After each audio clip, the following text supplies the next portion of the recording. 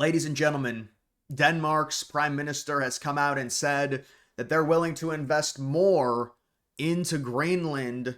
This happening during a period in which Donald Trump has moved aggressively within the last several months to try and acquire the territory that is still controlled by Denmark, although Greenland does actively want to be freed from Denmark fully. They were granted a lot of autonomy in 2009, but they still can't have a military, and they do get subsidies from Denmark. But now Denmark says, well, Greenland, we're sorry we haven't invested enough into you. We're going to invest more into you to try and keep the United States at bay, maybe through infrastructure, maybe through a mining operation. Greenland has already linked a deal with the UK that happened last month to mine minerals. The United States is possibly talking with Greenland to do a deal. Greenland has also talked with China to possibly do a mining deal as well. Obviously, Trump overall wants to take the country, but it's not as easy as that, especially in the year of 2025. But Denmark, to a degree, is threatened. And Greenland, honestly, should thank Donald Trump. He's getting them better offers now because he has threatened to take over the country and said that Greenland is needed. And Trump himself, because he knows the situation and he's been briefed on it in terms of how much the people of Europe dislike Trump. They're very liberal. They have TDS. And we know Greenland is a proxy of the EU via Denmark. Trump realizes that this is going to be tough to do in terms of just them wanting to join through a deal. So they've asked him, and he hasn't ruled out a military takeover. Although they don't have a military, we would not be fighting Greenland themselves. We would be securing the island and then dealing with the blowback from the NATO countries being extremely pissed. No, there would be no Article 5. That would be the dumbest thing in history for the European NATO countries to do if the United States took it. There's also talk of maybe during all this distraction with the wars happening in Eastern Europe, the war happening in the Middle East, maybe Trump should take Greenland. You hear this stuff every single time there's an event that kicks up. And the other thing they always talk about is, well, maybe China will take Taiwan while everyone's distracted. Unfortunately, nowadays, it really doesn't work like that.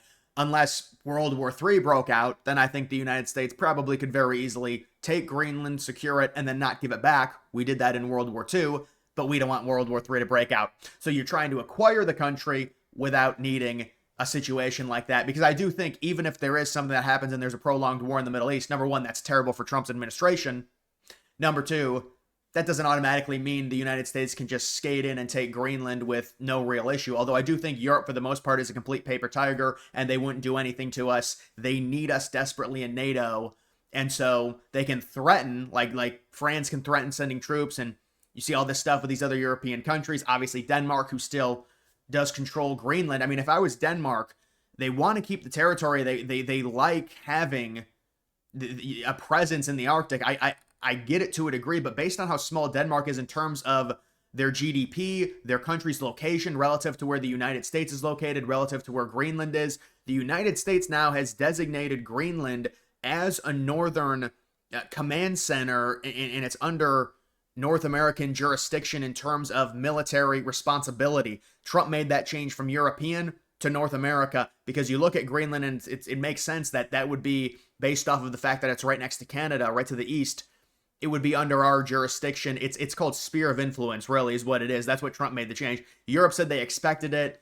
And now you've got Denmark's prime minister and Copenhagen saying, well, we want to invest more into Greenland. We're sorry. We're going to give you guys some better infrastructure because the United States is probably going to make you an offer or something, and we want to make sure that we keep the people of Greenland happy. My question to Denmark is, what is their opinion and what is their response to the fact that during Greenland's last election, which was a few months ago, the top two parties, the parties that came in first and second place, both are parties that want to leave and leave behind Denmark and become fully autonomous from Denmark. What is their reaction to that?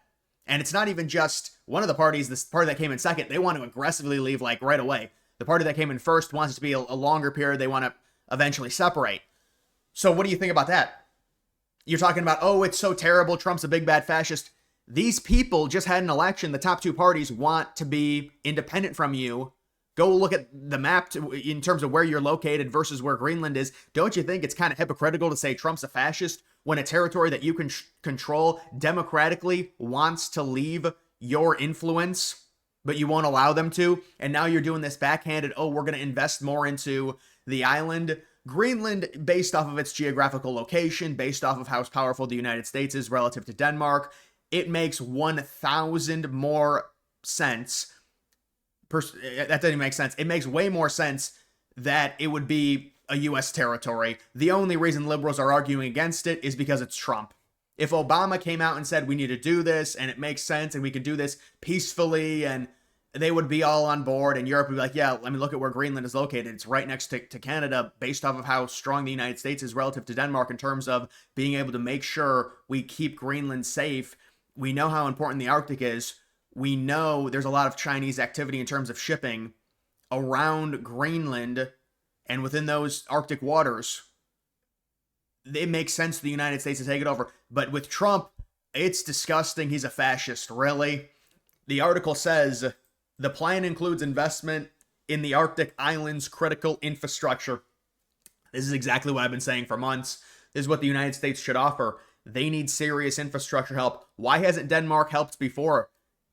Greenland should be thanking Trump. If there's no way this would be an article if the Democrat won in 2024. We're helping Greenland by pressuring Denmark to at least invest into the island, because I said the living quality was bad and we could upgrade it significantly.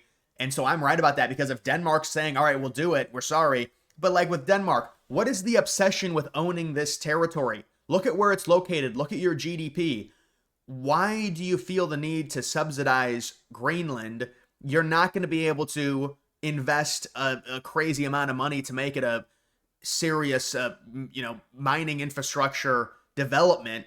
The United States can, and we can give the people of Greenland even more money. And now Greenland, we know it's within the North American sphere of influence, 100%. And so this is like, just look at how it's like the United States remaining in NATO. You know, we can understand it in 1955, but now it's 2025. It doesn't make a lot of sense. It doesn't make a lot of sense that Denmark controls Greenland, or just have Greenland be independent. The people within Greenland democratically voted, by proxy, because of the party's position, they voted for independence, total independence. Now, they know they have to do deals with these countries, but you can see this article, the Danish prime minister said Copenhagen is willing to invest more into Greenland, Denmark trying to fend off the United States, and Donald Trump's bid to seize the Arctic island. And we know Trump, since returning to the White House, he's been on it. It's been less talk recently because of all the world events, and this is just how the news cycle works. But Greenland's got the vast amount of rare earths, and he has refused to rule out using military force to acquire it. And again, that's because those European countries have a lot of TDS. If we had a good relationship with those European countries to the point to where everybody would agree within Europe and within NATO, this would make sense for it to be under U.S. ownership, 100%. And by the way, it's like, well, why don't you just do minerals deals with them? Because we want the territory. That's why. We want to have, or it's like, well, why don't you just take over the northern part of the island? It just doesn't make sense. We can extract way more minerals because we're going to invest way more, and some of that money goes back to Greenland. They're getting nothing for their minerals. Their country could be in a lot better place if they could extract those minerals. Based off of where Greenland is located, this is why it would make sense for the U.S. to acquire Greenland in a peaceful manner, whether it's us buying Greenland, and this could have been done very easily if Denmark just had a realistic view of this situation, to where it's like, okay, where is Greenland located? Yes, we landed on Greenland. Yes, we controlled it. Yes, we got invaded by Nazi Germany early on. Yes, the United States saved Greenland to a degree. We did control Greenland for a few years during World War II, and we tried to buy it in the 50s. They didn't want to do it.